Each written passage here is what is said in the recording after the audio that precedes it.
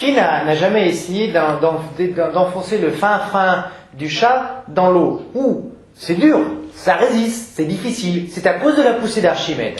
Dans le cadre de notre étude, nous avons essayé d'introduire une bille dans l'huile. Donc forcément, cette bille a déplacé un certain volume d'huile. La poussée d'Archimède, notée grand pi, à ne pas confondre avec petit pi 3,14 évidemment, vous quoi en norme?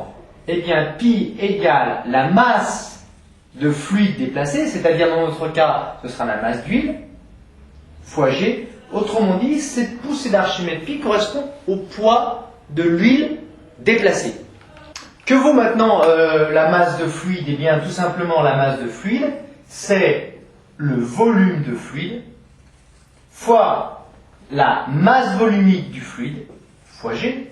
Or, le volume de fluide, c'est déplacé, c'est exactement le volume de la bille, puisque la bille est totalement immergée, donc elle déplace un volume correspondant à son volume.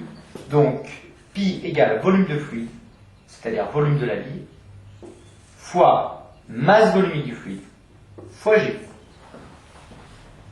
Attention à l'application numérique, il faut toujours faire 2 fois au bac avec sa calculatrice. S'il y a calculatrice, évidemment, on met toutes les données, on écrit l'expression littérale, on écrit l'application numérique en prenant bien soin de mettre des parenthèses et d'élever l'ensemble au cube, ce qui nous donne, après calcul, 6,89, 10 moins 2, et on n'oublie pas l'unité, Newton, et on n'oublie pas d'encadrer, et avec ça, ça devrait aller.